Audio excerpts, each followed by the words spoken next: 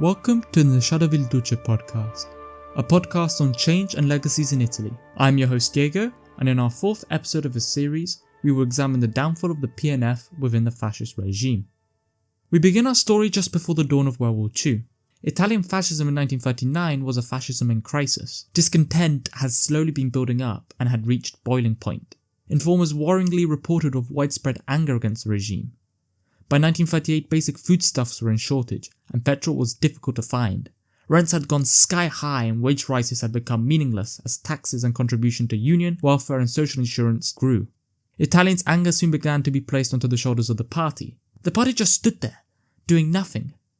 The PNF had been hollowed out and made toothless by a decade of infighting and incompetence.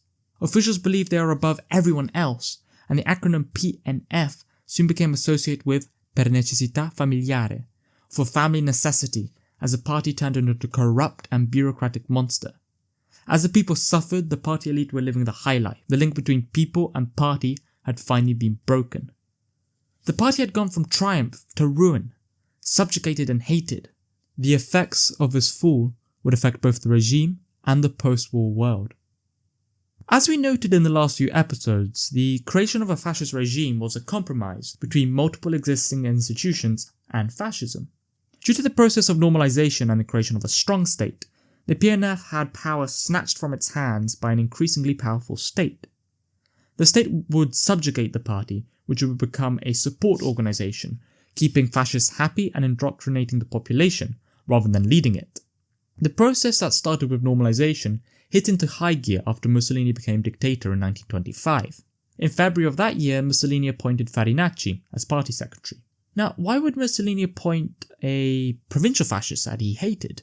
It was a masterful move by Mussolini to try and impose some kind of order and discipline onto the more violent and unruly part of his movement. Mussolini seemed sensible and sane compared to Farinacci, and thus was able to attract even more support from the elite. Farinacci was finally kicked out when a group of squadristi went on a rampage in Florence, killing 7 liberals and stonemasons in front of tourists. Farinacci was forced to swallow poison by announcing that the squadristi would be disbanded. In one fell swoop, Farinacci and his entire wing of the party was discredited and illegitimized. His successor, Turati, was much more moderate and in all honesty realistic. He shared many of Farinacci's goals of expanding the PNF to every corner of Italy, but realized that the weakness of the PNF came from the party structure itself, and not some random external enemy. Turati believed that the PNF needed to be integrated into the state, rather than exist as its own separate entity, and that it also needed to be disciplined quickly. Thus, Turati went on a massive purge to get rid of troublesome fascists. Nearly 1/6 of the entire membership was expulsed between 1926 and 1930, and entire local federations were disbanded. The new party statute of 1926 had also abolished all elections of all party posts and created a hierarchical nomination from Rome. The removal of the more radical wing had helped to centralize the PNF and reinforce the state's authority over the party. In local towns and cities, subordination to the state meant subordination to the state's representative, in this case the local prefect. Mussolini made it clear that he would not give the head of a prefect to any fascist. The prefect also had the backing of local police and powerful interests. Day-to-day policing remained largely in the hands of non-fascists. Local interests were often prioritized over fascist ones due to their state intervention, benefiting the prefect who were mainly career civil servants. If a commune was illed by deep disagreements, a ministerial commissario was parachuted in. Despite supposedly being neutral, the commissario was often local, and thus it was nearly impossible to remain neutral or impartial. They often became attached to the prefect and thus expanded the prefect's power. In 1926, the podesta was introduced. The podesta, nominated by royal decree, was responsible for the entire administration of the commune. The podesta was also unpaid, meaning that only very wealthy men could really become one.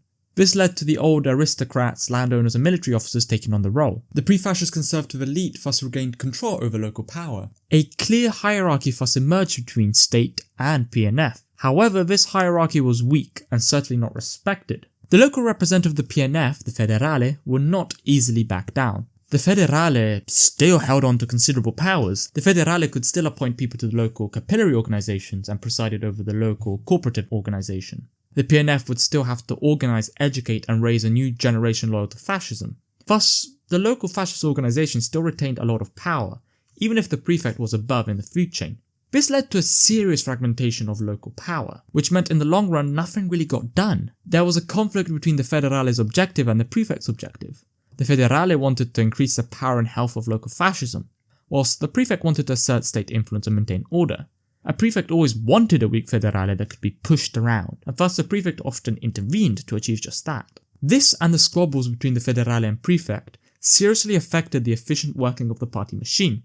The situation also remained unresolved, as central government failed to make it abundantly clear who should command what. All of this laid the foundations for a weakened PNF and the paralysation of local politics. However, this soon proved to be the least of fascism's problems. Fascists did not only fight with the state, but also between themselves. Fascism held a constant nature of conflict, which was called begismo. Fascists soon found out that there was no socialist to beat up anymore, so they turned on each other. Local leaders competed for local power, and personal rivalries often masked deeper divisions in Italian politics and society. Each disagreement was unique to the local area, which made it even harder to squash conflict. Fascism soon became a vessel through which local divisions that often had nothing to do with fascism were fought. Fascism, born to unite, ironically just did the opposite. The state and central PNF response was nothing short of disastrous. The PNF decided to depersonalize politics. The 1926 PNF statute stated that every secretary of a fascist or local group must know the moral record of every member, and any wayward member should be expulsed. This was an attempt to kick out the more radical wing of the party. However, this policy only served to inflame tensions as a new character entered the endless battles: the local pretender. The local pretender was obviously extremely bitter about losing his position, and would do everything in his power to sow chaos and try and regain it slowly but surely. The issue of the pretender was made even worse by the fact that readmissions to the PNF were common. Thus, the message given was that no decision made by the directorate of the PNF was to be final. It all helped to create insecurity and distrust, which fueled infighting even more. It led to many areas just being completely gridlocked. This factionism wasn't nice and pretty. It involved the complete annihilation of the opponent as a political force. Just as the old squadristi had done, there would be no compromise. This was extremely destructive and made continuity nearly impossible, hurting the efficiency of the party. Some areas such as Padua had 6 prefects and 5 new federali in the space of 2 years. It was absolute chaos. This chaos then built into another problem: the lack of good personnel. Purges and infighting had hit local activists hard, and activists were often replaced with incompetent yes-men. Prefects often complained about the lack of competent fascists able to undertake administrative roles. Able fascists were drawn to Rome rather than some poorly paid job in the middle of nowhere. Another reason for the poor quality of personnel is slightly strange in a sad manner: boredom. The days of beating up socialists were long gone, and many radical fascists found themselves bored. They left the party, or were kicked out, and used their position to find quite lucrative public administration jobs. Those joining the PNF were mostly state employees protecting their jobs, or opportunists, who didn't represent a new breath of air into the party. The party hemorrhaged skilled personnel, made worse by the massive expansion of state and the parastatal entities in the 1930s. New members were often more conservative and were often seeking a way to start climbing the social ladder than achieving the revolution. This led to the party failing to create a new ruling fascist class. Federali were on average becoming older, and the PNF found it hard to attract new members to replace them. As the prefects of Piacenza said, there was no sign at all of the emergence of people able to take on jobs of certain importance. This weakened the party both in the short and long term. Amongst all of this, there was another issue: corruption, and just general arrogance surrounding the PNF. This is what actually truly helped kill the PNF and make it a hated institution. The PNF was already beginning to look ridiculous to many people. The local little Mussolinis, often overpraised by the local press, acted and believed like they were above everyone else. This got to their heads, and they soon began to abuse their position. Anonymous letters made frequent reference to the criminal background of local leaders, and in Perugia the federation was called a den of thieves. Fascist leaders drove around in fancy big cars, dined in expensive restaurants, and gave themselves subsidies. All the while, the average Italian suffered from falling wages and shortages. The federations were also ironically lacking in money. Due to infighting and other issues, federations were often very bad at collecting membership fees for the party card or la tessera. Money from Rome was non-existent, as Mussolini funded wars and land reclamation projects over local issues. Thus, local fascists resorted to extortion. Local professionals and shopkeepers were forced to put very expensive advertisements in local newspapers. Anyone who refused would be forced to give a voluntary donation or lose a party card. Losing the party card in this era, especially for public workers, would be catastrophic. It would leave you and possibly your entire family without a job or access to welfare. Extortions didn't end there. Militiamen and former blackshirts often took advantage of their status and their uniform to extort money and demand privileged treatment, such as free food at a restaurant. Fascist officials also often treated local and ordinary people with contempt. Going to a party office to fill bureaucracy was anything but user-friendly. Officials were arrogant, dismissive, and often let friends and associates jump the line. All of this understandably left many Italians disillusioned and angry. While they were sacrificing and suffering for the supposed health of Italy, fascist officials were extorting money and acting like tyrants. The PNF and the wider fascist movement was beginning to be seen as a system to ensure the wealthy kept their wealth and the poor remained poor. The arrogance and belief that they were above the law led to many Italians loathing the local party. This would have serious consequences for the regime in its campaign to make Italians into fascists. Who in their right mind wanted to be associated with an increasingly corrupt and laughably incompetent regime?